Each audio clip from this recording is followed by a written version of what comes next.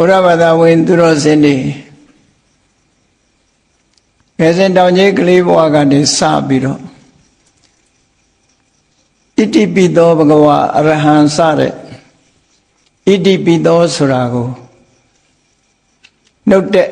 biba mya chape thalo. Yashi biro nijat.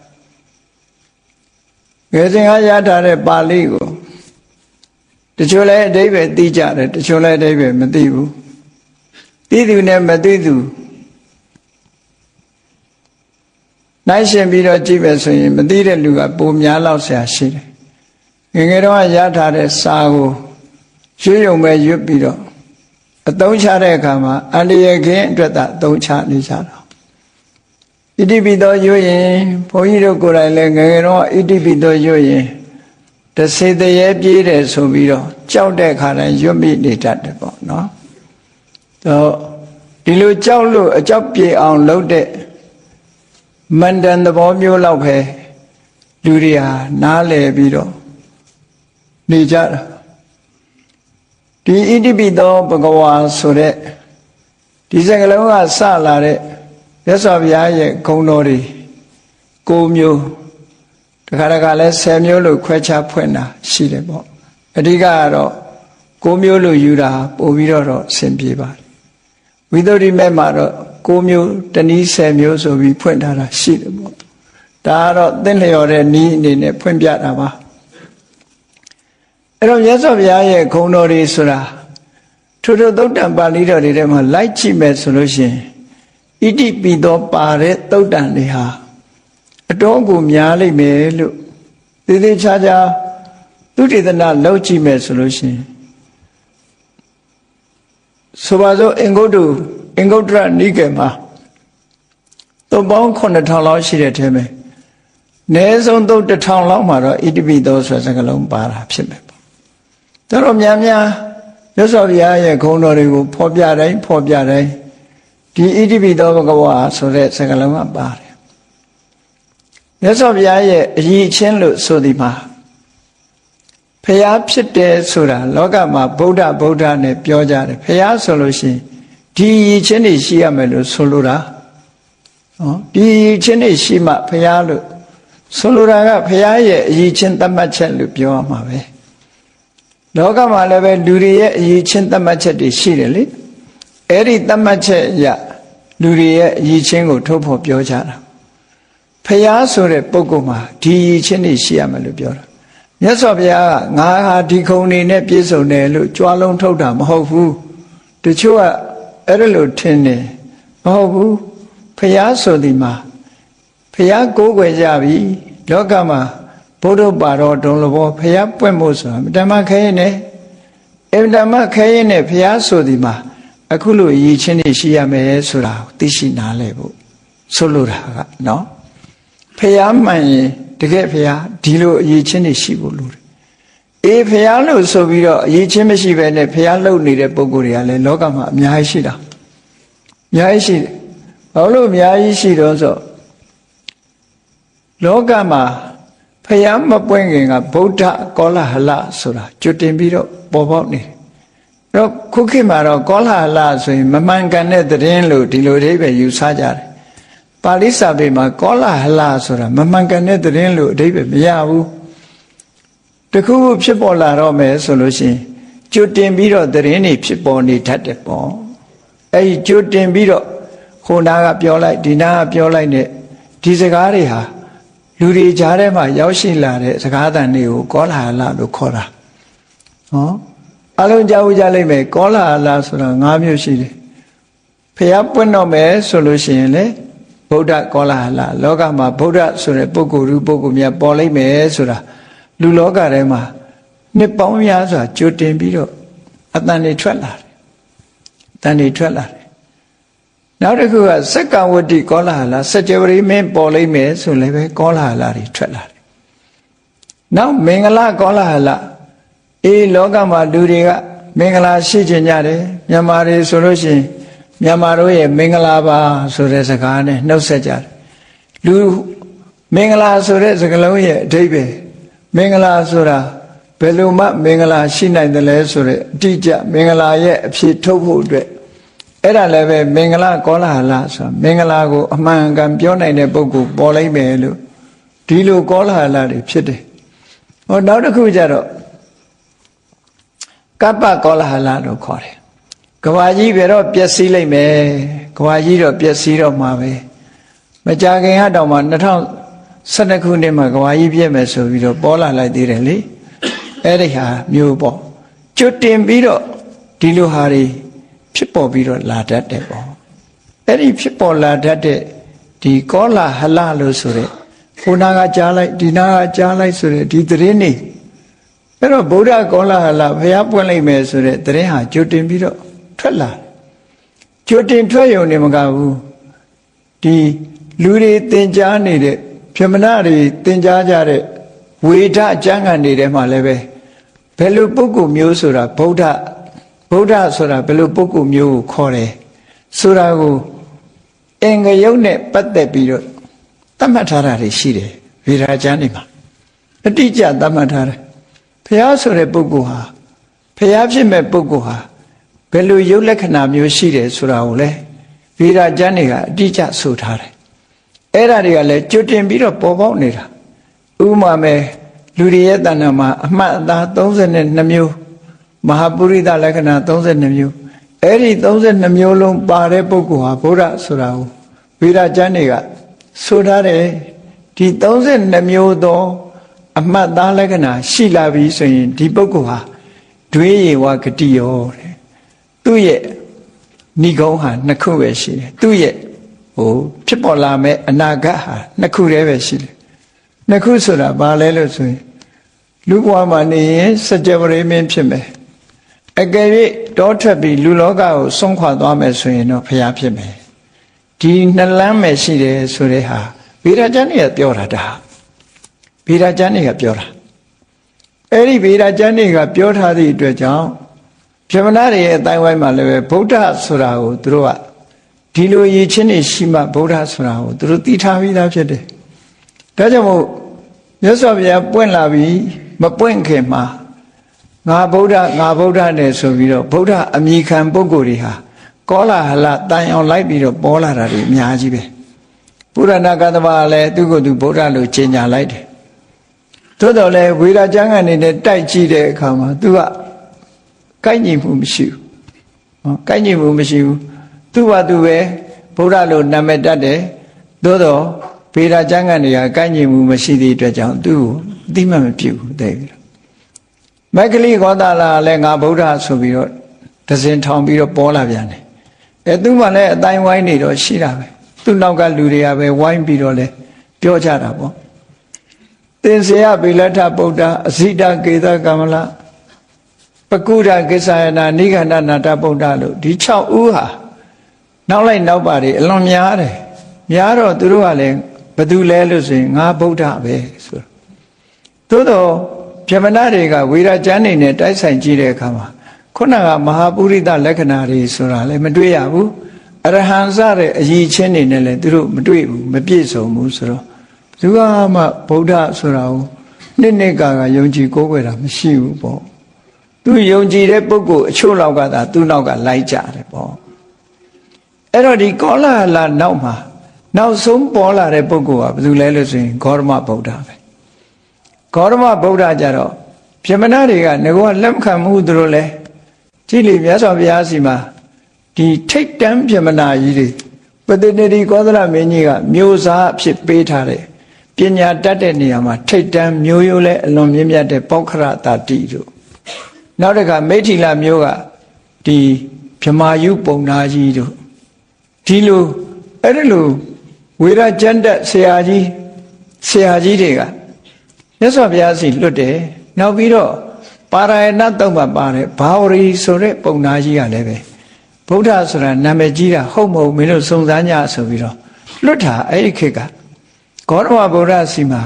စုံစမ်းနေထောက်လန်းရေးတွေအများကြီးလွတ်တယ်တဲ့ထဲမှာပထမဆုံးလွတ်လိုက်တာတော့ဘာဝရီပုံနာကြီးကအရင်လွတ်လိုက်တာသူကဘယ်ရောက်နေတုံးဆိုဘာဝရီပုံနာကဟိုးအိန္ဒိယ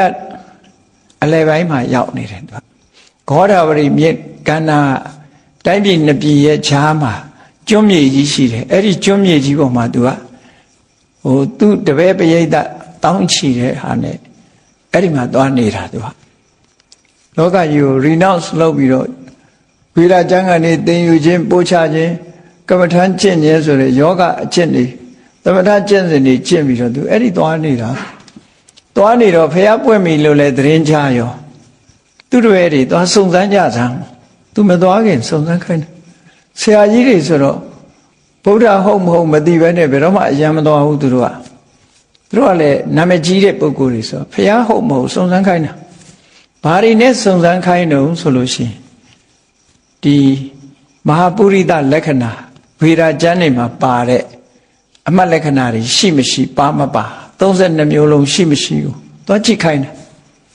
အဓိကအဲ့ဒါဘာဝရိပုံနာကြီးကဆိုလို့ရှိရင်ဘယ်လောက်ထိအောင်သူ့တပည့်တွေကိုမှားလိုက်တော့ဆိုရင်အေးမင်းတို့ဖျားဆိုလို့ရှိရင်ကွာတဲ့ပါဇက်ကထုတ်ပြီးတော့မေးခွန်းထုတ်เสียမလို့တဲ့မင်းတို့စိတ်ထဲကမေးတယ်ဖျားဆိုရင်မင်းတို့စိတ်ထဲကမေးတဲ့မေးခွန်းကို तू နှုတ်ကဖြေလိုက်မယ်ဒီလိုတော့မှားလိုက်တာနော်ဖျားဆိုတာသိဖို့အတွက် तू လောက်မှားလိုက်တာအဲ့လိုမှားလိုက်တဲ့အတိုင်းပဲသွားပြီးတော့စုံစမ်းထောက်လန်းကြတာမြတ်စွာဘုရားမှာ32ပါးသောယောက်ျားမြတ်လက္ခဏာတွေတွေ့ရတယ်တွေ့ရုံနဲ့မကဘူးခုနကစိတ်ကူးတဲ့ကနေပြီးရှုပ်ဝက်ထားတဲ့မိကုန်းနေစိတ်နဲ့မေးတယ်သူကဘာဝရီပုံသားကြီးကအသက်ဘယ်လောက်ရှိပြီလဲတို့တပည့်ဘယ်နှဦးရှိသလဲတို့မဟာပုရိသလက္ခဏာသူ့မှာဘယ်နှခုရသလဲဆိုတာစိတ်ထဲကနေမေးတာမေးလိုက်တော့မြတ်စွာဘုရားနှုတ်ကနေထုတ်ပြီးတော့ဖြေလိုက်တာမေးတဲ့အချိန်လေးမှာအဲ့ဒါကြောင့်မို့လို့သူတို့တအံ့တော်နဲ့ဘာဝရီရဲ့တပည့်တွေဟာအားလုံးမြတ်စွာဘုရားကိုသူတို့သိချင်တဲ့လေးနဲ့တဲ့မိကုန်းတွေကိုမေးထားအဲ့ဒီသုတ်တံပါရယဏဒေသနာဆိုပြီးတော့ပြည့်ပြည့်စုံစုံဘုန်းကြီးတို့ရှင်းဟောထားတာရှိတယ်ပေါ့နော်နောက်လဲစာအုပ်လဲထွက်လာဖို့ရှိတယ်ပေါ့ဒါကအများဒီစာအုပ်တွေကဒါတွေကဘုရားတရားတော်တွေဟာတိမ်မြုပ်နေတာအဲ့ဒီလိုမြတ်စွာဘုရားကိုလာရောက်စုံစမ်းတယ်နောက်ဗြဟ္မာယုပုံနာကြီးဆိုတာဟာအသက်120ရှိပြီသူမလာခင်သူ့ရဲ့တပည့်ဥတ္တရလူလင်ဆိုတာကိုလွတ်လိုက်တယ်လွတ်လိုက်တဲ့အခါတပည့်ကဘယ်လိုလုပ်စုံစမ်းရမှာတော့ဆိုတော့မင်းကလည်းကွာငါသင်ပေးထားတဲ့မဟာပုရိသလက္ခဏာကျမ်းနေရှိတယ်မဟုတ်လားတဲ့အဲ့ဒါနဲ့တိုက်ပေါ့တဲ့ဆိုပြီးမှားလိုက်တာသွားတိုက်တာအဲ့ဒီလူကမြတ်စွာဘုရားနာမှာနှစ်ချီကြအောင်နေသွားတယ်နေပြီးတော့အသေးစိတ်ဘုရားကြောင့်မှနေပြီးတော့ထောက်လန်းတာပေါ့ခုခေတ်လို့ဆိုရင်ဘုရားကြောင့်မှကိုကြာကြီးနေပြီးထောက်လန်းတာသူကဘုရားဟုတ်မဟုတ်ကိုသိချင်ဘုရားဟုတ်မဟုတ်ထောက်လန်းအဲ့ဒါလို့ထောက်လန်းပြီးတဲ့အခါမှာသူဆရာကြီးစီရပို့တင်လိုက်တာသူဆရာကြီးကနေပြီးအဲ့ဒီကျမှဂေါတမဗုဒ္ဓကိုလာရောက်ဖူးမြော်တာအသက်120နော်120အဖိုးကြီးဖြစ်နေပြီသို့တော့အမတမဂုံဝါကြီးမားတဲ့အားလုံးကလေးစားရတဲ့ဆရာကြီးဆိုတော့မြတ်စွာဘုရားစီသူလာတွေ့တဲ့နေ့ကမြတ်စွာဘုရားကပရိသတ်အလယ်မှာတရားဟောနေတဲ့အချိန်ဗြဟ္မာယုပုံနာကြီးလည်းဝင်လာရောပရိသတ်ကလှုပ်နေဖြစ်သွားတယ်အဲ့လောက်ထိအောင်ဂုံသတင်းကြီးတယ်ပေါ့အဲ့လောက်ထိအောင်အရှိန်ဝါရှိတယ်သူကအဲ့ဒါလို့လာတဲ့အခါမှာသူကပရိသတ်ကိုပြောတာငြိမ်ငြိမ်နေကြပါငြိမ်ငြိမ်နေကြပါဟောဒီကဖျားသွားတဲ့အလဲလန်းလေးဆိုတာရှိတယ်ခုခေတ်တရားပွဲတွေမှာလို့ဓမ္မအဓိကဆရာတော်တွေကြွဖို့ဆိုပြီးတော့လမ်းလေးခြံထားတာရှိတယ်အဲ့ဒီလမ်းကနေပြီးတော့သူဖျားနေထီအောင်ရောက်လာပြီးတဲ့အခါမှာသူတပည့်ထောက်လန်းပြီးတော့တင်ပြထားတဲ့ report အတိုင်းပဲမြတ်စွာဘုရားကိုသူကပြန်ပြီးတော့သူကိုယ်တိုင်ထောက်လန်းကြည့်သေးတယ်မဟာပုရိသလက္ခဏာတွေရှိသလားဆိုထောက်လန်းသေးတယ်သူကထပ်ပြီးတော့သူတို့ကြည့်တာနဲ့သိတယ်နော်နှစ်ဖူးရည်ဒူးရည်ပေါ့ဗျာခြုံပြောလိုက်လို့ရှိရင်လူရဲ့နှစ်ဖူးရည်ဒူးရည်ဆိုတာရုပ်လက္ခဏာသွင်ပြင်တွေအလုံးကိုကြည့်လိုက်တာနဲ့ဟာသူစာထဲမှာဆိုထားတာနဲ့အကုန်ကြိုက်တယ်ပေါ့ကြိုက်တယ်ဆိုပြီးတော့မှဗြဟ္မာယုပုံနာကြီးဟာမြတ်စွာဘုရားကိုအာရပါယဘုရားခြေပမိုးကိုခေါင်းနဲ့တိုက်ပြီးတော့သူဟာဗြဟ္မာယုပုံနာကြီးပါဆိုတာကိုအာရပါယရှ िख ိုးတယ်ရှ िख ိုးပြီးတော့ဘုရားကိုရှောက်တယ်ဒီလိုထောက်လိုင်းရည်တွေလိုက်တာသူတို့ကတခါပဝရတတိပုံနာကြီးကလည်းအပ္ပထဆိုတဲ့လူလွင်ကိုလွတ်ပြီးတော့မြတ်စွာဘုရားဟုတ်မဟုတ်တိုက်ဆိုင်ခိုင်းတယ်သတင်းထောက်လန်းခိုင်းတယ်ထောက်လန်းပြီးပြီဆိုတော့မှသူတို့လာကြတာပေါ့ဒါက မြတ်စွာဘုရားလက်ထက်ကဗုဒ္ဓဟုတ်မဟုတ်ဆိုတာတွေကမဟာပုရိသလက္ခဏာနဲ့တိုက်ဆိုင်တယ်အရည်ချင်းအားဖြင့်ကတော့တမ္မာအားဖြင့်ပုဂ္ဂိုလ်တွေမသိနိုင်ကြဘူးဒါကြောင့်မို့ဗုဒ္ဓရဲ့အရည်ချင်းဆိုဒီမှာအရဟံသမ္မာသမ္ဗုဒ္ဓောဝိသစရဏတမ္ပန္နောသူကတောလောကဝိတုအနုတ္တရောပုရိသဓမ္မတာရတိတတ္ထာဒေဝမနုဿန္နံဗုဒ္ဓောဘဂဝါဆိုတဲ့ဒီရည်ချင်းတွေနဲ့ပြည့်စုံတဲ့ပုဂ္ဂိုလ်မျိုးမှသာလေဖရာဆိုတာဖြစ်တယ်ဒီရည်ချင်းမရှိရင်ဖရာမဖြစ်ဘူးအဲ့တော့ဣတိပိသောဆိုတဲ့ဗုဒ္ဓဂုဏ်တော်ပါတဲ့သုတ်တန်တွေကအလွန်ပဲများတယ်ဒီထဲမှာအရဟံနဲ့သမ္မာသမ္ဗုဒ္ဓောဒီဂုဏ်တော်နှစ်ခုကတော့ဖရာနဲ့ပတ်သက်လာလို့ရှိရင်မပါတာကိုမရှိဘူးကြံတဲ့ဂုဏ်တော်တွေကတခါတရံမှပါတယ်နော်ကြံတဲ့ဂုဏ်တော်တွေကကြည့်လေခုနကရွတ်သွားတဲ့နမောတတ္တတွေပဲကြည့်နမောတတ္တဘဂဝတောအရဟတောသမ္မာသမ္ဗုဒ္ဓတ္တဆိုတဲ့သုံးခုပါနေတယ်လေအရဟတောဆိုတာအရဟံကိုပြောတာသမ္မာသမ္ဗုဒ္ဓောဆိုတာသမ္မာသမ္ဗုဒ္ဓကိုပြောတာဘဂဝတောဆိုတာနော်ဒီဘဂဝါဂုဏ်တော်ကိုပြောတာဟောဂုဏ်တော်သုံးပါသုံးမျိုးဟာဒါအမှန်မှအရေးပါတယ်ပေါ့ဒါကြောင့်မို့ဒီနေ့မြတ်ဗုဒ္ဓရဲ့အရဟံဂုဏ်တော်ဆိုတာကိုသိရှိနားလည်ကြရအောင်စာပေကျမ်းကမှာဘယ်လိုရေးသားထားတယ်လဲဘယ်လိုရှင်းထားတယ်လဲဆိုတာနားလည်ဖို့အမှန်မှအရေးကြီးတယ်စကားလုံးလေးကသုံးလုံးနဲ့ပဲရှိတယ်အခရာသုံးလုံးနဲ့ပေါင်းစပ်ပြီးတော့ဖွင့်ပြထားတဲ့စကားလုံးလေးဟာအရဲ့ရရဲ့ဟာရဲ့ဒီသုံးလုံးလေးပဲဖြစ်ပြီပဲလို့အဓိပ္ပာယ်တွေဖွင့်ဆိုထားတဲ့အခါကျတော့အ ਨੇ ဆုံးဒီစကားလုံးလေးကဖော်ပြတာအဓိပ္ပာယ်၅မျိုးတဲ့ဖော်ပြထားတာရှိတယ်ပေါ့နော်အဲ့ဒီဖော်ပြထားတဲ့အတိုင်းဘုန်းကြီးတို့တွေဗုဒ္ဓနုတ္တိဘာဝနာပွားပြီဆိုတဲ့အခါမှာဒီအရဟဆိုတဲ့စကားလုံးလေးရဲ့အရဟံဆိုတဲ့စကားလုံးလေးရဲ့အဓိပ္ပာယ်ကိုအာယုံပြုပြီးတော့မြတ်စွာဘုရားကိုအရဟံလို့ခေါ်တာဟာဒီဂုံတူးနဲ့ဂုံတူးဝိသေသနဲ့ချီးကျူးခံရတာဟာတာမန်ပေါက်ကိုပုဂ္ဂိုလ်မဟုတ်ဘူးလောကမှာဂုံတူးဝိသေသနဲ့ချီးကျူးတဲ့ဂုံကြီးတစ်ခုတက်လာတယ်ဆိုတာတာမန်နဲ့မဟုတ်ဘူးတကယ်အရေးချင်းရှိလို့တက်လာတာဖြစ်တယ်ပေါ့ဒါကြောင့်မို့မြတ်စွာဘုရားရဲ့ဂုဏ်တွေကိုအာယုံပြုတာကိုဗုဒ္ဓနုတ္တိလို့ခေါ်တယ်ဗုဒ္ဓဆိုတာဘုရားရဲ့ဂုဏ်ကိုအနုတ္တိအကျဉ်းချင်းအထက်ထက်တတိထားပြီးတော့ဖြစ်ပေါ်နေတာတတိယနေတာတနည်းအားဖြင့်အနုဆိုတာတင့်တယ်လျောက်ပတ်တဲ့တတိဆိုတာအမှတ်ရမှုပဲဘုရားနဲ့ပတ်သက်ပြီးအလွန်တင့်လျောက်လျောက်ပတ်တဲ့အမှတ်ရမှုလို့ဒီလိုအဓိပ္ပာယ်ရတဲ့ဗုဒ္ဓနုတ္တိကမ္မထံဖះကိုအာယုံပြုတ်နေတာနဲ့ပဲဒါဟာသမထကမ္မထံတစ်ခုဖြစ်တယ်ပေါ့သမထကမ္မထံနဲ့မကဘူးဗုဒ္ဓနုတ္တိကိုအခြေခံလို့ရှိရင်ဗုဒ္ဓနုတ္တိကမ္မထံသည်ဝိပဿနာဉာဏ်ဖြစ်စေဖို့အတွက်ကြီးမားသောအထောက်အကူတစ်ခုဖြစ်တယ်ပေါ့အလွန်ကြီးကျယ်သောအထောက်အကူဖြစ်ပြီးတော့လူတွေရဲ့တဏ္ဍာမှာသရာစွမ်းအားတွေဖွံ့ဖြိုးတိုးတက်သွားစေနိုင်တယ်ဒါကြောင့်မို့ဗုဒ္ဓနုတ္တိဘာဝနာဟာအလွန်ကြီးမားတဲ့အရေးချင်းရှိတယ်လို့စာပေကျမ်းဂန်တွေမှာဆိုထားတာပေါ့ဘာဝနာထဲမှာတော့အမြတ်ဆုံးဘာဝနာလို့ဒီလိုပြောတာအဲ့တော့ဂုဏ်တော်ပွားများပြီဆိုလို့ရှိရင်တော့ဘယ်လိုပွားရမလဲဣတိပိသောဘဂဝါဣတိပိဆိုတာကအကြောင်းကိုရည်ညွှန်းတာသောဘဂဝါကိုယ်စိတ်ထဲမှာသောဘဂဝါငါကြည်ညိုတဲ့ငါကိုးကွယ်တဲ့အဲ့ဒီဗုဒ္ဓမြတ်စွာဘုရားဟာလို့အဓိပ္ပာယ်ရတယ်သောဘဂဝါဆိုတာဒီငါကြည်ညိုကိုးကွယ်တဲ့တလောလကလုံးကလေးစားရတဲ့ဗုဒ္ဓဆိုတဲ့ပုဂ္ဂိုလ်သူမြတ်ဟာဒီနေရာမှာဘဂဝါလို့ခေါ်လိုက်တာအလွန်လေးစားတတ်တဲ့ပုဂ္ဂိုလ်တွေကိုသုံးတဲ့အိန္ဒိယစကားလုံးတစ်ခုပဲခဏတောင်မှပဲအိန္ဒိယနိုင်ငံမှာဘဂဝါလို့သုံးနေရှိတယ်တကယ်ကြီးမားတဲ့ပုဂ္ဂိုလ်တွေကိုဘဂဝါလို့သုံးတယ်သူတို့နော်အဲ့ဒီဘဂဝါလို့သုံးတဲ့စကားလုံးရဲ့အဓိပ္ပာယ်ကဘာလဲလို့ဆိုရင်ဂုရုကြီးလို့အဓိပ္ပာယ်ရတယ်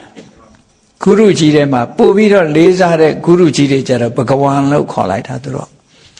ဒါအိန္ဒိယနိုင်ငံအသုံးစကားတစ်ခုပဲဘဂဝါဆိုတာအလွန်ကိုကြီးမြတ်တဲ့သူတို့လေးစားရတဲ့ပုဂ္ဂိုလ်အလွန်လေးစားတတ်တဲ့ဂုရုကြီးတွေဒါကြောင့်မို့လို့အထက်ကရာဆရာကဘဂဝါတိဂုရု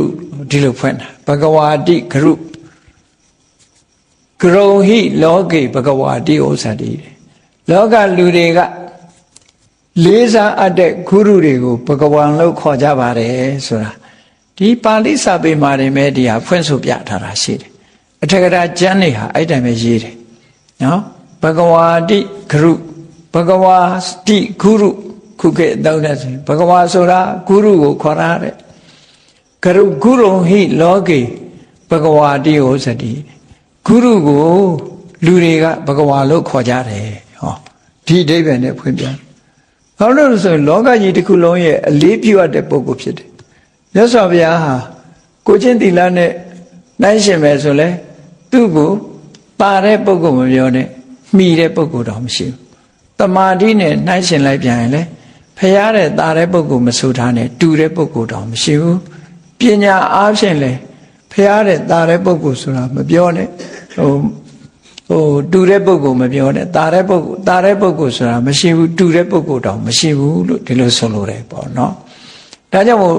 တလောကလုံးကဥညွတ်လေးစားရတဲ့ပုဂ္ဂိုလ်သူမြတ်မို့ဘဂဝါလို့ဒီလိုခေါ်တာအဲ့ဒီမှာကြည်ဣတိပိသောဘဂဝါသောဘဂဝါမြန်မာလူတော့အမျိုးမျိုးပြန်ကြတယ်ဘုန်းတော်ကြီးမှာထိုရှင်တော်မြတ်ဖရာသည်ကိုယ်စိတ်ထဲမှာတို့ကိုးကွယ်တဲ့မြတ်စွာဘုရားဟာဣတိပိဆိုတာဒီအကြောင်းတွေကြောင့်အရဟံဆိုတဲ့အရည်ချင်းတွေရှိပါပေတယ်လို့ဒီလိုပြောတယ်နှလုံးသွင်းတဲ့အခါမှာအဲ့ဒါလို့နှလုံးသွင်းရမယ်အကြောင်းနဲ့ဂုဏ်အရည်ချင်းကိုသိရမယ်။အော်ဒီပုဂ္ဂိုလ်သူများဟာဒီအရည်ချင်းတွေရှိပါလား။ဒါကြောင့်မို့တကယ်အရဟံပါလားဆိုတဲ့အတွေးနဲ့မြတ်စွာဘုရားဂုဏ်တော်ပေါ်မှာတတိအမှတ်ရပြီးတော့ဆင်ញင်စဉ်းစားနေမှုနော်။သမ္မာသင်္ကပ္ပဆိုတဲ့မှန်ကန်တဲ့အတွေးတွေနဲ့ဒီတရားဓမ္မကျင့်ကြံကြိုးကုပ်တာတတိထားနေတာတတိကိုအဓိကထားပြီးတော့ပြောတာတတိရှိလို့ရှိရင်ပညာကလည်းဖြစ်လာတယ်မြတ်စွာဘုရားအပေါ်မှာဆန်းစစ်လေ့လာတဲ့အခါမှာအော်ဒီအကြောင်းတွေကြောင့်ဒီအချက်တွေကြောင့်ဘုရားဟာတကယ်ဘဂဝါပါလားလို့အရဟံပါလားလို့လက်ခံလာတယ်ကျင့်တတ်လာတယ်အဲ့ဒီကျင့်တတ်လာသည့်ထိအောင်နှလုံးသွင်းရမှာအဲ့ဒီလိုမဟုတ်ဘဲနဲ့အရဟံ6ချက်လောက်နေမရဘူးနော်ဘုရားကုံတော်မထိရောက်ဘူး6ချက်ဆိုတာပရိကြတာကိုပြောတာနော်ပရိလုံးလေးချပြီးတော့ဒီဂုံတော်ဘလောက်ရွတ်တယ်ဆိုတဲ့အရွတ်ဆိုတာကအားလုံးအမဲသားစားဖို့မှာပဲဝါလို့မှမရတာတိတ်ဝါမှလည်းမဟုတ်ဘူးနော်အဲ့တော့ဒီမရွတ်ရဘူးတော့မဟုတ်ဘူးအရေးကြီးတာကမြတ်စွာဘုရားရဲ့ဂုဏ်တော်ကိုသိဖို့ကြိုးစားရည်ချင်းကိုသိမှစိတ်ထဲမှာနှစ်ကဖြစ်လာရွရင်နှလုံးသွင်းရင်တော့ကိစ္စမရှိဘူးပေါ့အရေးအတွက်ကဏ္ဍပေါ်မှာစိတ်ရောက်နေလို့ရှိရင်ဘုရားပေါ်မှာစိတ်မရောက်ဘူးအဲ့ဒါတော့ကိုယ့်ကိုယ်စဉ်းစားကြည့်ပေါ့အဲ့တော့စဉ်းစားရမှာ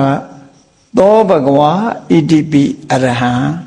သောဘဂဝါဣတိပိသမ္မာသမ္ဗုဒ္ဓောလို့ပါဠိလိုကြတော့ဒီလိုပြောမြန်မာလိုပြောတဲ့အခါတို့ကိုးကွယ်တဲ့မြတ်စွာဘုရားဟာဒီအချက်တွေ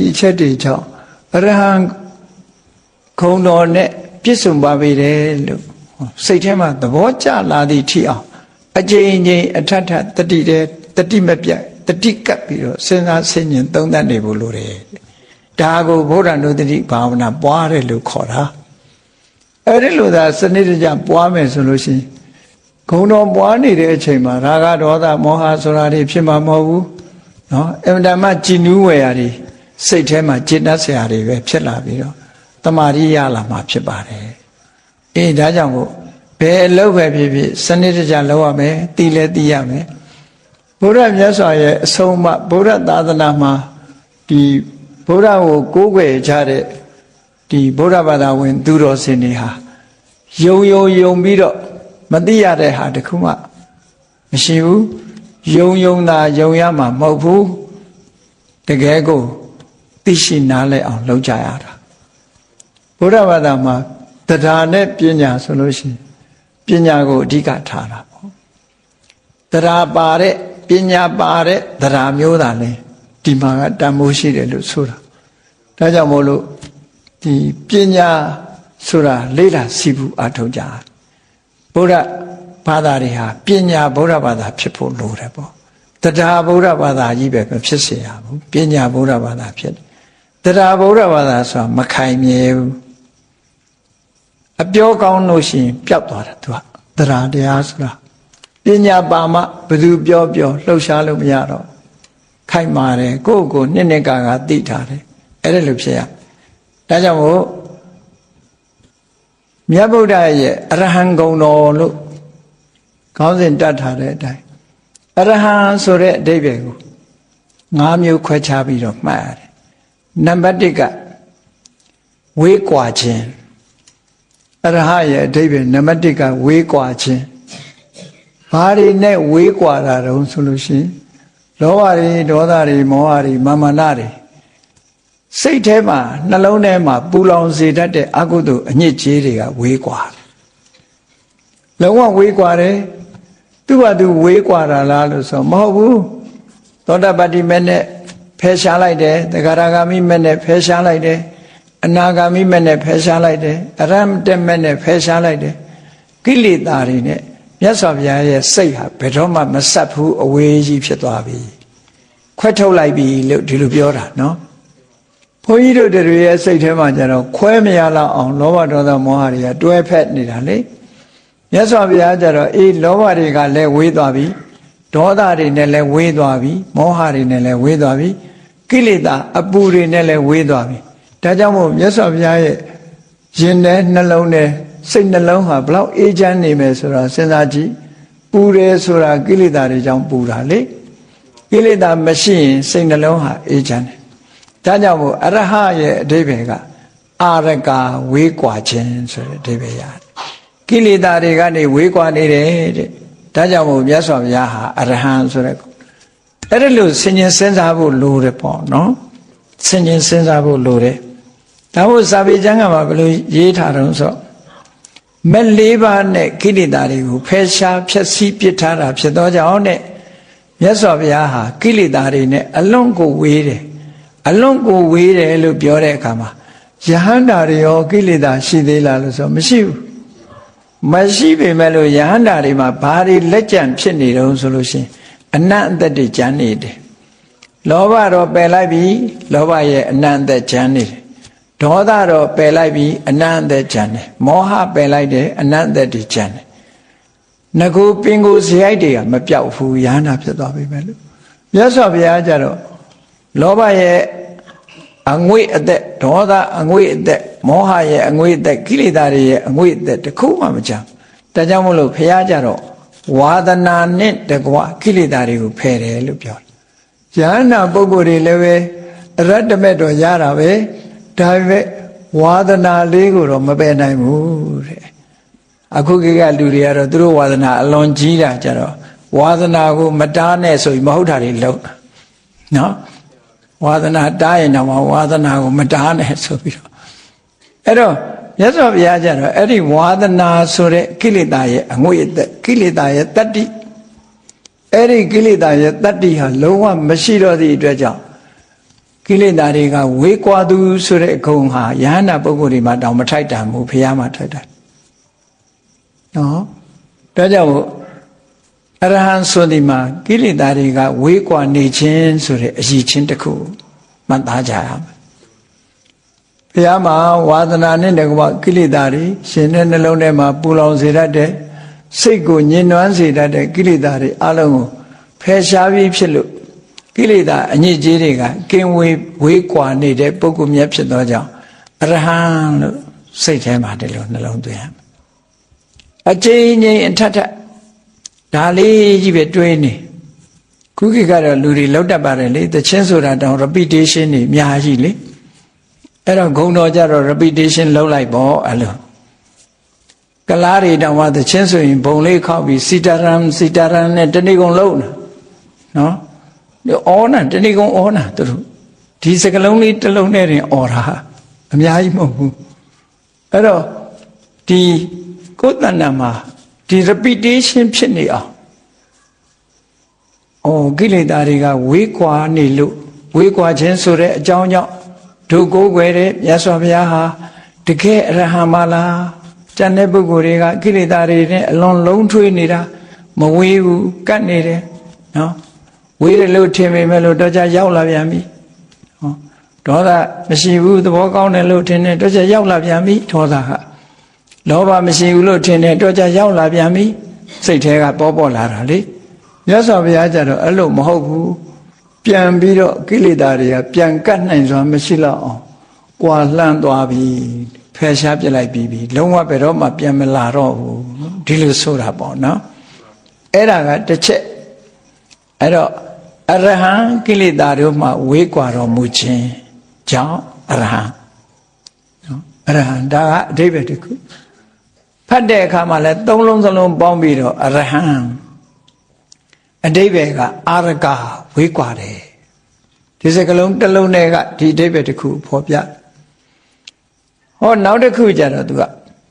အဓိပ္ပာယ်တစ်မျိုးကြံလိုက်ပြန်တစ်မျိုးဖွင့်ဆိုမယ်သူကအရဟံဆိုတဲ့နေရာမှာအရဟံလို့အတန်လေးကိုဖတ်ပြီးတော့အရဆိုတာဒီယန္တုတွေကိုဟဆိုတာခြေမုံပြီးသားအနိုင်ယူပြီးသားဖြစ်တယ်ယန္တုဆိုဒီမှာဘယ်သူကိုပြောတာလဲလို့ဆိုကိလေသာတွေကိုပဲပြောတာကိလေသာကမှတကယ်ယန္တုအစ်စ်လေငရဲချတာကကိုယ်ကိုလာပြီးတော့ဒုက္ခပေးတဲ့ပုဂ္ဂိုလ်ယန္တုမဟုတ်ဘူးကိုယ်ရင်ထဲမှာဖြစ်တဲ့ကိုမွေးထားတဲ့ဒေါသဆိုတဲ့ယန္တုလောဘဆိုတဲ့ယန္တုမောဟဆိုတဲ့ယန္တုကကိုယ်ငရဲချတာသူလောက်ကိုယ်ဒုက္ခပေးတာရှိမှမရှိတာအပြင်ဘက်ကလူကဒုက္ခပေးတယ်ဆိုတာယမယံခါသာပေးလို့ရတာလေအဲ့တော့ဒုက္ခပေးလို့ယန္တုလို့ခေါ်မယ်ဆိုလို့ရှိရင်အမြဲတမ်းကိုယ်ဒုက္ခပေးနေတာဘယ်သူလဲလို့မေးရင်ကိလေသာတွေပဲအဲ့တော့ကိလေသာကယန္တုအစ်စ်ပဲစိတ်ညစ်ရတာဘယ်သူကြောင့်သူ့ကြောင့်အစင်မပြေဖြစ်ရတာဘယ်သူကြောင့်ပျော်မဆုံးမတွေဖြစ်တာဘယ်သူကြောင့်သူ့ကြောင့်ဟောအားလုံးလောကကြီးမှာမဖြစ်ချင်တာတွေဖြစ်နေတာဘယ်သူကြောင့်သူ့ကြောင့်ဟောသူ့လောက်ကိုယ်ဒုက္ခပေးတဲ့ပုဂ္ဂိုလ်ပဲရှိမလဲနော်မုန်းစရာကောင်းတဲ့ယန္တုအစ်စ်ဟာကိုယ်ရင်တဲ့နှလုံးထဲမှာဖြစ်နေတဲ့လောဘဒေါသမောဟတွေသာဖြစ်တယ်အဲ့ဒီလောဘဒေါသမောဟဆိုတဲ့ယန္တုတွေကိုအနိုင်ယူပြီးတော့ဖယ်ရှားပစ်ပြီးသားဖြစ်သောကြောင့်အရဟံအဲ့ဒီစကားလုံးကပါဠိမှာအရိဟန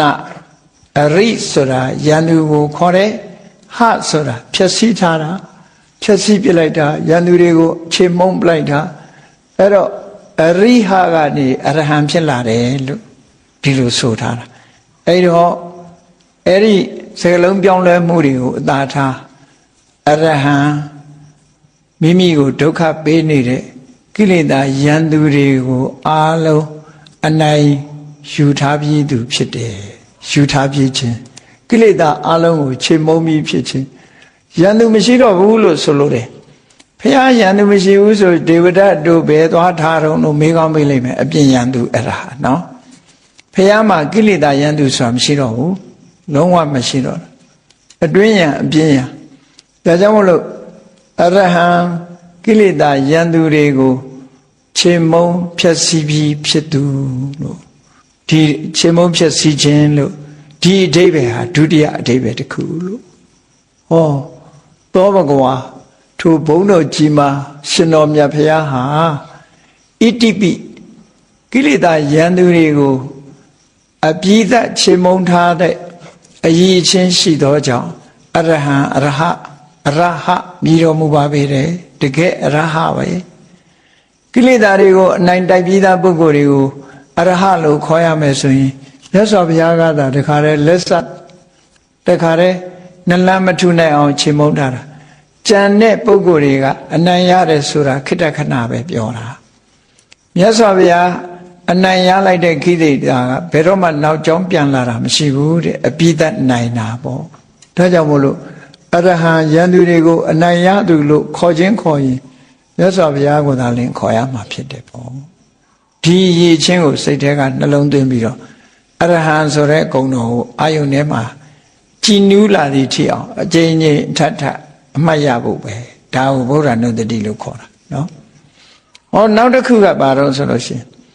အဲ့ဒီအရဟံကိုပဲအရဆိုတာ တန်တရားစပင်းကြီးရဲ့အကန့်နဲ့အရဆိုတာအကန့်ကိုဟဆိုတာဖြည့်စည်းတာ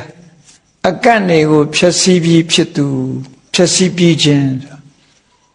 ဒါကတော့တင်စားပြီးတော့သုံးတဲ့စကားလုံးတစ်ခုပေါ့တန်တရားစက်ဝန်းကြီးကိုကြည့်လိုက်မယ်တန်တရားစက်ဝန်းကြီးကဘာနဲ့ဥပမာတူတော့ဆိုလှဲပြီးကြီးနဲ့အလားတရံတူတယ်ပရိစ္ဆေသမုပ္ပါဒ်ကိုကြည့်လိုက်မယ်ဆိုလို့ရှိရင်လှဲပင်ကြီးရဲ့တရံဖြစ်တယ်ပေါ့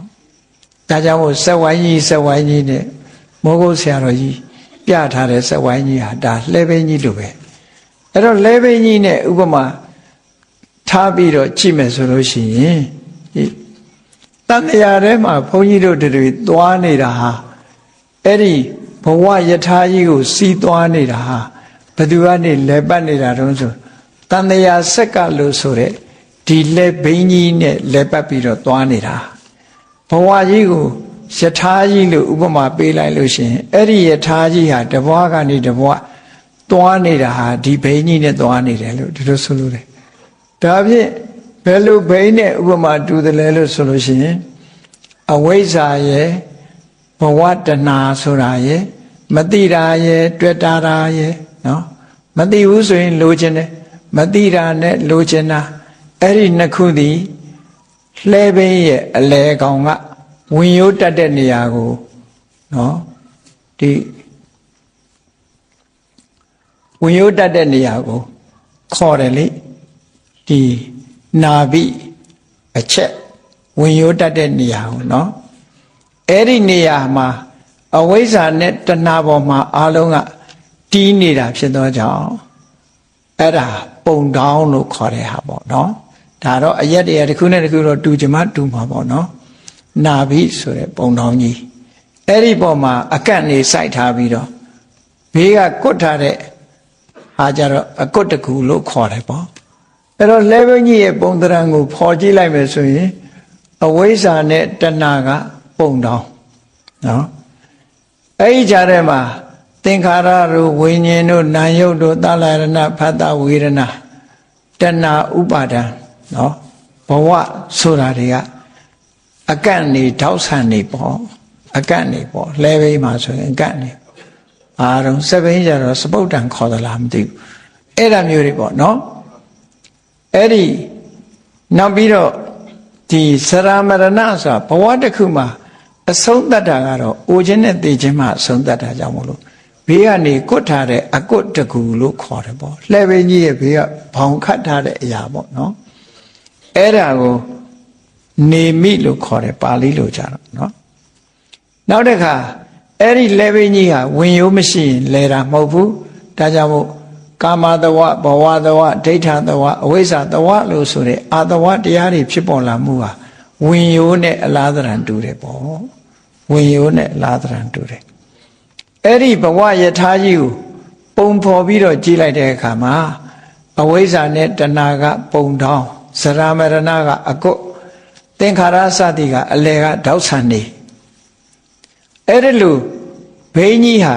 အချင်းနေကောင်းနေသည်မြဘဝယထာမှာဒီဘိန်းကြီးပေါ်မှာလဲပတ်ပြီးတော့ဘဝယထာကြီးဟာမောင်းနှင်ပြီးတော့နေနေတာအဲ့ဒါကြောင့်မို့ဘုန်းကြီးတို့တွေဟာဒီလူဖြစ်လိုက်နတ်ဖြစ်လိုက်တိရစ္ဆာန်ဖြစ်လိုက်နဲ့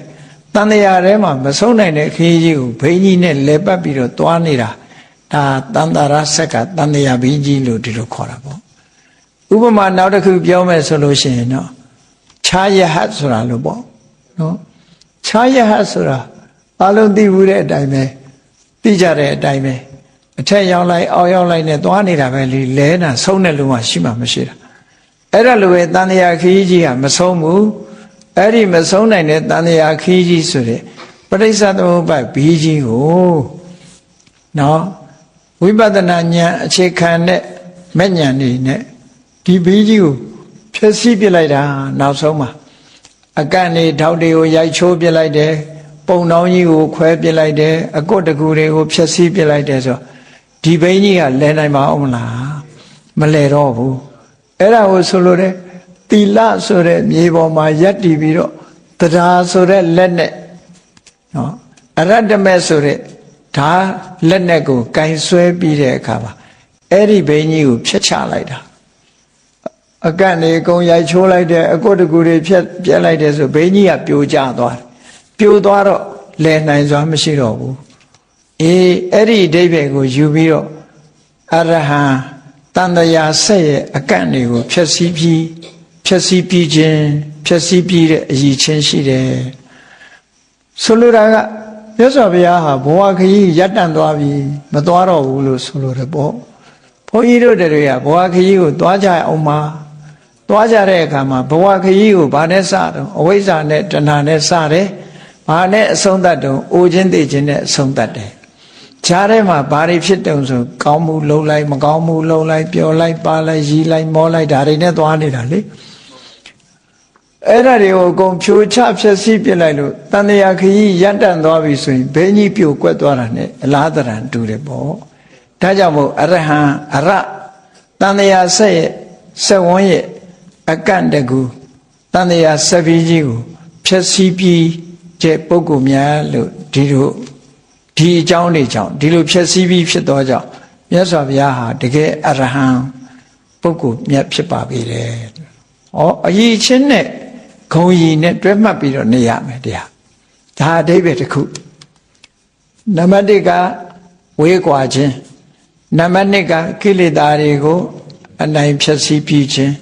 နံပါတ်3ကတန်တရားဆက်ရဲ့အကန့်တွေကိုဖြိုချဖြည့်ဆည်းပြီးခြင်းဆိုတော့ဒီ3ခုဒါမြတ်စွာဘုရားနဲ့ပတ်သက်တဲ့အရေးချင်းတွေတခုပြ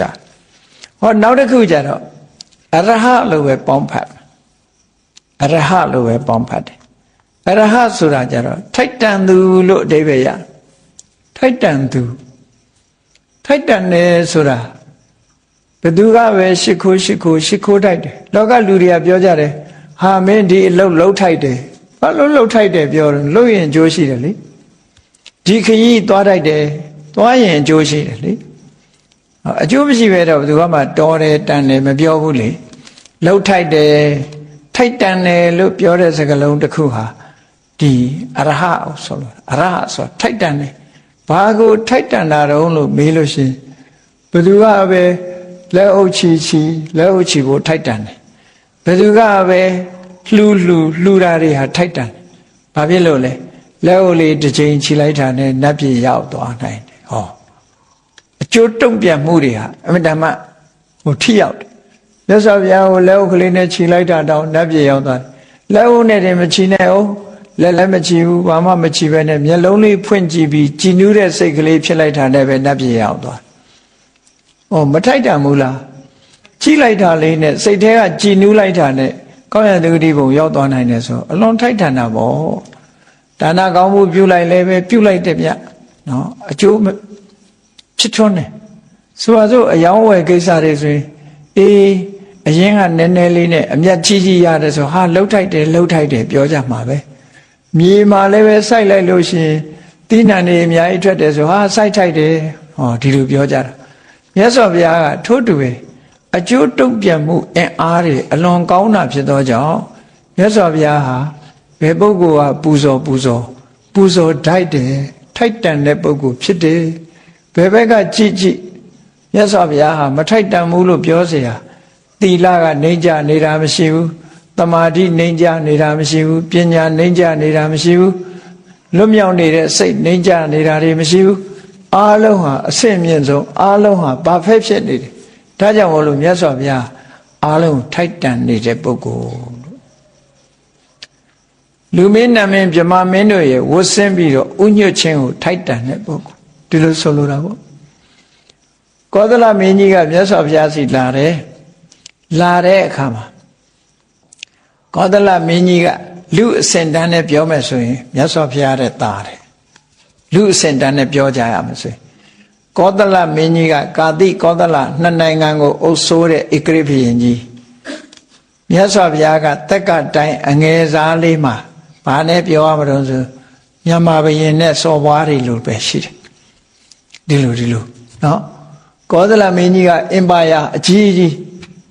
မြတ်စွာဘုရားရဲ့အမျိုးတက်ကတိုင်းဒီသုဒ္ဓရဏမင်းတို့ကတိုင်းငယ်ပြည်ငယ်လေး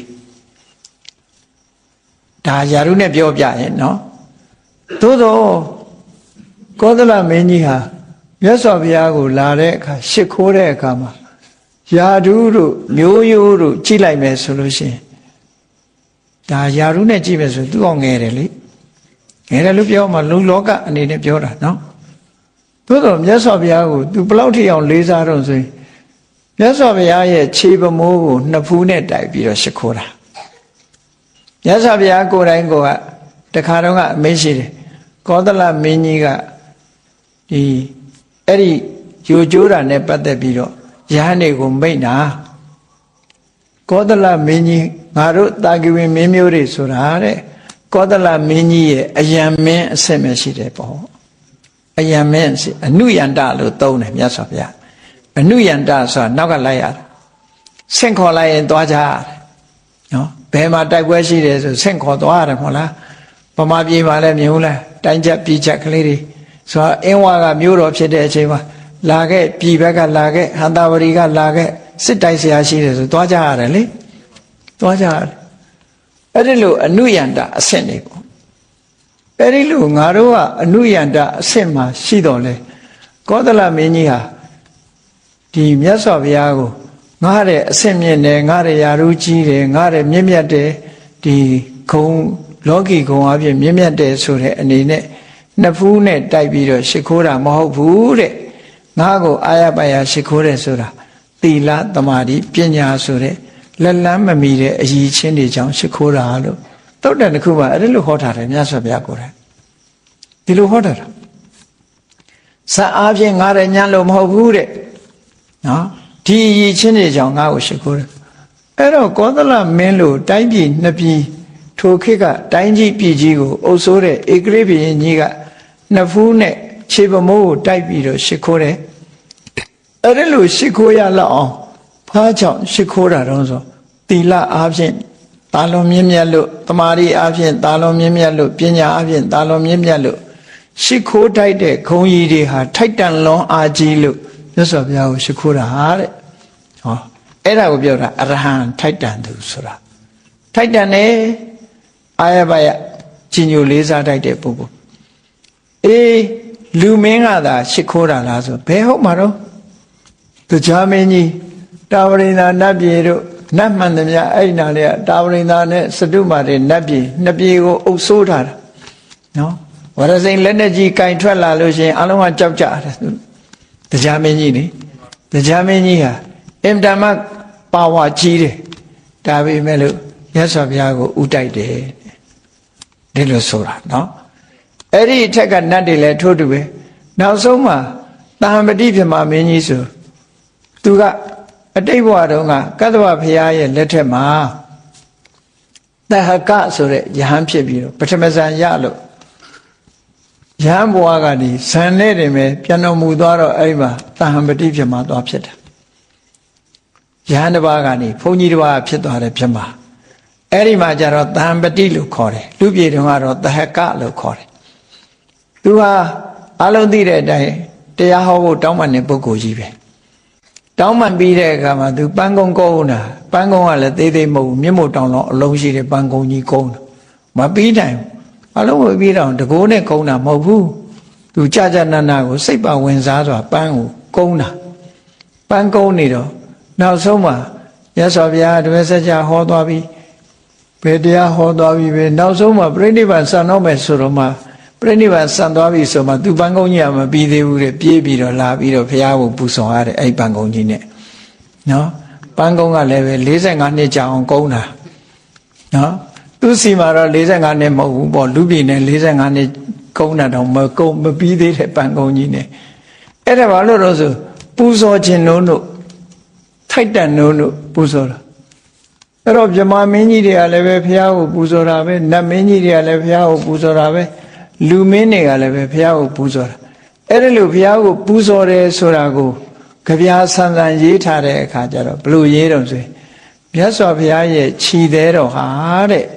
တဘာဝအားဖြင့်နီးရဲပြီးတော့အယောင်တောက်ပြောင်နေတာသို့တော်လည်းပဲတဲ့လူမင်းနတ်မင်းဗြဟ္မာမင်းတို့ရဲ့ဒီတရဖူကြီးတွေနဲ့ဒီခြိသေးဟာဒီရှုပ်ရှက်ခတ်နေတယ်လို့ဒီလိုရေးထားတယ်ခြိသေးပေါ်မှာလာရှုပ်ရှက်ဆိုလိုတာကတော့မြတ်စွာဘုရားကိုခြေထောက်ကိုအမြဲတမ်းဥတိုက်နေတဲ့ပုဂ္ဂိုလ်တွေကြောင့် နီးရဲနေတဲ့ခြေသေးရဲ့အလှဟာနော်ဟိုအယောင်ဒီအယောင်နေနဲ့ရောထွေးကုန်တယ်လို့ဒီလိုဆိုလိုတာမပြတ်ဘူးအဲ့ဒါဟာဘာလို့ဆိုထိုက်တန်သူပဲထိုက်တန်သူအရဟံထိုက်တန်သူဆိုတာတလောကလုံးကဘယ်လိုပဲဒီမြတ်စွာဘုရားကိုလှူဖရာဟာဖရာတဲ့ပစ္စည်းကတန်သွားတယ်လို့မရှိဘူးတဲ့ဒါမှမဟုတ်ခဏခေတ်တောင်ကြည့်ကြမြတ်စွာဘုရားကိုဇေဒီတွေတည်ပြီးတော့ကိုးကွယ်ကြတယ်ရုပ်ပွားတော်တွေထူပြီးတော့ကိုးကွယ်ကြတယ်ကိုးကွယ်လို့ပါမဆုံးနိုင်ဘူးလေထိုက်တန်သူဖြစ်လို့ဒီလိုလုပ်ကြတယ်လို့ဆိုတာဒါအရဟံခဏတိအောင်ကိုးကွယ်စိတ်ကပ်နေကြတော့မယ်ဒီလိုဆိုလိုတာပေါ့နော်နောက်တစ်ခုကတော့ဘာလို့ဆိုအရဟံကိုအရဟံလို့ဆိုပြီးတော့ရဟဆိုတာကွယ်ရာလို့အဓိပ္ပာယ်ရတယ်ဆိုတာမရှိဘူးကွယ်ရာမရှိဘူးမြတ်စွာဘုရားမှာကွယ်ရာရဲ့လို့မရှိဘူးဆိုလိုတာကတိတ်ပုံလူမသိသူမသိလှုပ်တဲ့အကုသိုလ်ဆိုတာသူမှမရှိဘူးလို့ဆိုစာထဲမှာဘယ်လိုရေးထားတော့ဆိုလောကေပဏိတမာနိနောဘာလာကိုပညာရှိကြီးလို့ထင်ကြတဲ့လူမိုက်တွေဟာတဲ့ပညာမဲ့တဲ့ပုဂ္ဂိုလ်တွေဟာအတိလောကဘယေနဟိုလူကအပြစ်တင်မှာတော့မကောင်းတဲ့ရင်တွေထွက်မှကြောက်တယ်နော်မကောင်းတဲ့ရင်တွေထွက်မှကြောက်တော့ဘာလုပ်လဲရဟောပပံကရွန်တီတဲ့တိတ်ကလေးမဟုတ်တာလှုပ်တယ်တဲ့ကွယ်ရကြတော့မဟုတ်တာလှုပ်ကြတယ်ဒါလောကကြီးကအများစုကိုပြောပြတာနော်ရှေ့မှာတော့ဟန်ကြီးပန်ကြီးနဲ့နေပြီးတော့ကွယ်ရကြတော့မဟုတ်တာလှုပ်နေတာတွေအများကြီးရှိတယ်ပေါ့ဒီလိုဆိုလိုတာပေါ့မြတ်စွာဘုရားကြတော့အဲ့လိုမဟုတ်ဘူးနဂရာစိကရောတိဘယ်တော့မှစိတ်ကြွယ်ရမှာမဟုတ်တာလှုပ်တယ်လို့မရှိဘူးနော်လူရှိတစ်မျိုးကြွယ်ရတစ်မျိုးဒီလိုလှုပ်တာမရှိဘူးစိတ်ကြွယ်ရဆိုတာမြတ်စွာဘုရားမှာမရှိဘူး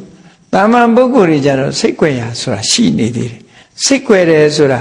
ဖုံးကွယ်ထားတာတွေရှိနေတတ်သေးတယ်လို့ပြောတာမြတ်စွာဘုရားမှာဖုံးကွယ်ထားတာတခုမှမရှိဘူး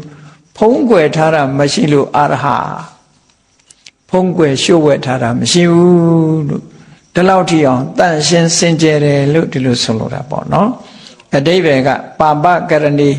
မကောင်းမှုအောက်တန်းကြတဲ့အလုပ်ကိုလုပ်တဲ့နေရာမှာရဟဘာဝတောပိ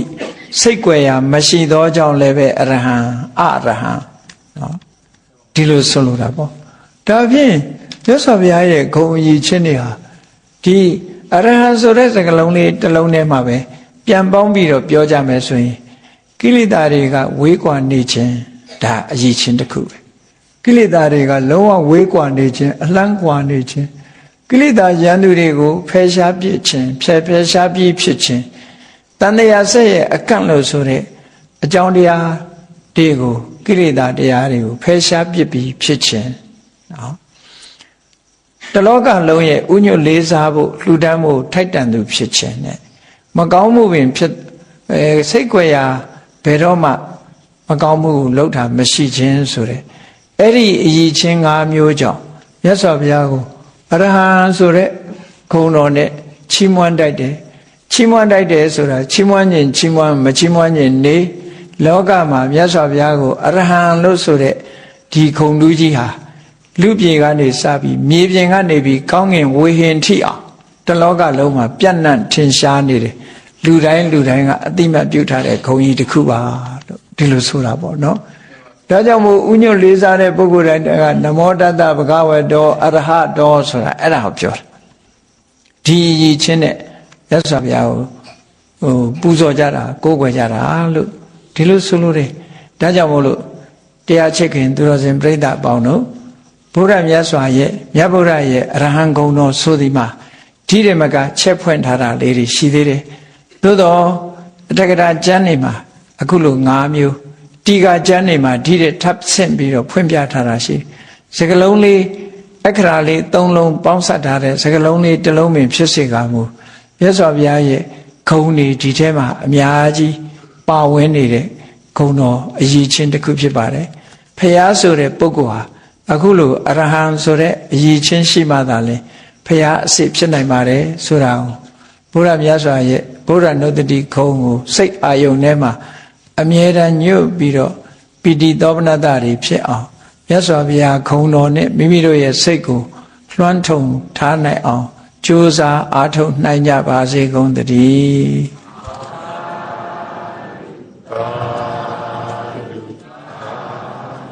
မေတ္တာပို့ရအောင်တတ္တဝါများစွာတတဝါများစွာဘေးရန်กว่าချမ်းသာကြပါစေတတ္တဝါများစွာ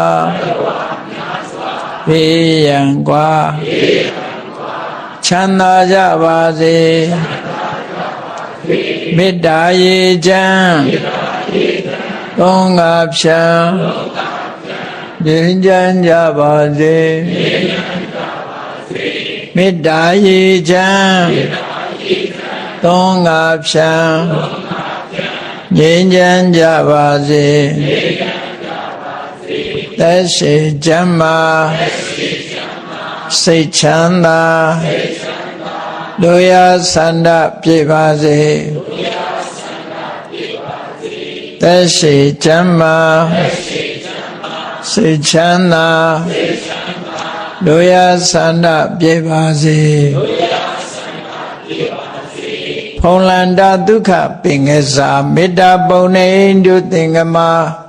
မနောတရတိတဝေတံဘဝယန္တုဒုက္ခနကမေတ္တာပုံနေတုသင်္ကမစုပေါင်းပုအမေတ္တာတဟုရောင်မြူပါဝင်ငွေလာမင်းနှင့်ရောင်ခြင်းရှက်ယုံပေါင်းဆောင်ရခြင်းကြောင့်သဗ္ဗေတံကျွမ်းမဲ့ဥဒ္ဒုံလုံးစုံများစွာတတ္တဝါတို့၏မနောတရသည်မြမြဖြူစင်အေးကြည်လင်းသည့်ရေစဉ်ပြည့်တင်းစိတ်နှလုံးတည်ဟုသောရေအိုင်ကြီးအတွင်၌ဒုက္ခပင်ကစားစင်ထာဝရအေမြจิตာတာယာပွင့်လန်းချမ်းသာဒုက္ခအတိဟုသောကုမုဒ္ဒရာဇာဗန်တို့သည်ဖုံးလန္တာဝန္တာရွှင်မြူဝုံမုံလူလျက်ကြည်နူးဝဲကြုံဖူးပွင့်ကြအကုန်သည်ဖြစ်၍ဒုက္ခနကလေအောင်လေတဲ့ရောရှက်သင်ပြန်ပိဋိတိဟုသောယနံတို့သည်ဘဝယံတုကောင်းစွာမဲ့သိကြိုင်လိုက်၍နေကြပါစေကုန်တည်း